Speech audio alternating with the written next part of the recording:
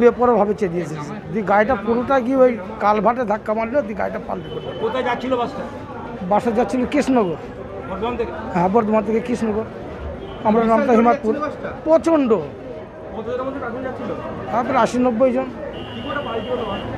ব্রিজকে ধাক্কা মেরে দিয়েছে, ও তো নিজেই তো নিয়ন্ত্রণ রাখতে পারছে না। মানে এত গতিতেও কিন্তু বাস চালাইছে, মানে এত গতিতেও বাস চালাচ্ছে, মানে বেপরোয়াভাবে চালাচ্ছে, যেন সেই মদ খা। মানে নিয়ন্ত্রণ হারিয়ে গিয়ে হ্যাঁ, নিয়ন্ত্রণ হারিয়ে গিয়ে ওই কালভার্টে গিয়ে মারলো ধাক্কা। প্রায় 80-90 সবাই হয়ে গেছে। গাড়িতে কতজন ছিল? প্রায় 70-80 জন। সবাই হয়েছে। 80-90 জন, হ্যাঁ হ্যাঁ। কিসের সঙ্গে ধাক্কা?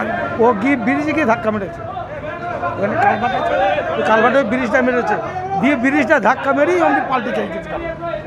কোথায় যাচ্ছিলেন আপনি? কোথায় যাচ্ছিলেন? আমি যাচ্ছিলাম নবদ্বীপ ইসলামপুর, হিমাদপুরে নামছিলাম, কোথা থেকে চেপেছিলেন?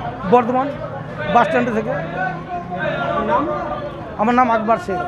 কতজন মতো আহত হয়েছে? আমি এখানে এমার্জেন্সিতে ডাক্তারবাবুরা আমরা মোটামুটি 23 জনকে পেলাম। 23 জনেরই চোট খুবই গুরুতর ছিল এবং 23 জনকেই আমরা প্রাথমিক চিকিৎসার পর বর্ধমান হসপিটালে রেফার করেছি। তার মধ্যে একটা বাচ্চা ছিল, বাকি সবই অ্যাডাল্ট পার্সন ছিল। আচ্ছা, আর মহিলা কত? মহিলা মোটামুটি ধরুন 50% প্রায় মহিলা ছিল। এক্সাক্ট ফিগারটা তো এই এত তাড়াহুড়োর মধ্যে মনে নেই। মোটামুটি 10 থেকে 11 জন মহিলা ছিল, বাকি জন পুরুষ ছিল। বাচ্চা একটাই ছিল। মারা না, এখানে কোনো ব্রড ডেথ পেশেন্ট কিছু আসেনি এখন অবধি। এখানে ডেথের কোনো ইনসিডেন্ট কিছু নেই। আশঙ্কাজনক কতজন? আশঙ্কাজনকের 23 জনের মধ্যে মোটামুটি 10 জনের অবস্থা খুবই আশঙ্কাজনক এবং তাদের মনে হচ্ছে ব্রেনে জোর হেমারেজ হয়েছে, কান থেকে, মুখ থেকে, মাথা থেকে ব্লিডিং হচ্ছিল।